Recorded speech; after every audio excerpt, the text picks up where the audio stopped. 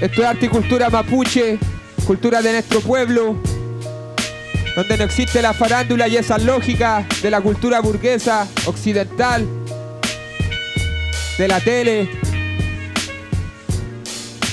Somos todos iguales. Wow.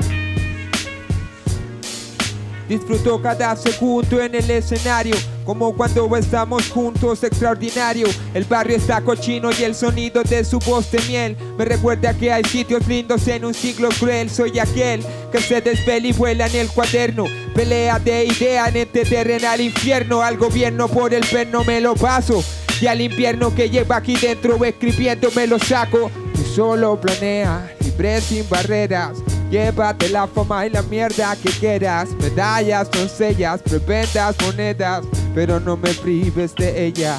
Déjame la música, déjame la música, déjame la música, déjame la música, déjame la música, déjame la música, déjame la música.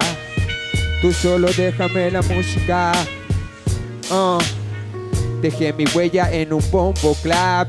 La vida es más bella escuchando rap. La única estrella que destella más es la roja y dice la verdad. Acá en mi pecho no cabe en cohecho, más que tu privilegio, este es mi derecho y lo ejerzo. La grieta abierta en el calabozo, democracia participativa, cada rima y lo gozo. Tú solo planea, libre sin barrera. Llévate la fama y la mierda que quieras, medallas, doncellas, prebendas, monedas, pero no me prives de ella. Déjame la música, déjame la música, déjame la música, déjame la música, déjame la música. Tú déjame la música, déjame la música. Tú solo déjame la música. Vivo tomando el sol en una llave de sol, dando motivo y sentido a el micrófono. Vivo tomando el sol en una llave de sol, dándole ritmo al latido de mi corazón. Mi vida es música, mi área, mi identidad. Mi vida es música, una necesidad. Mi voluntad, mi realidad, nada hace falta. Vivo haciendo música y mi pueblo la respalda. Mi vida es música, mi área, mi identidad. Mi vida es música, una necesidad. Mi voluntad, mi realidad, nada hace falta. Vivo haciendo música, igual Mapu me respalda. Yeah.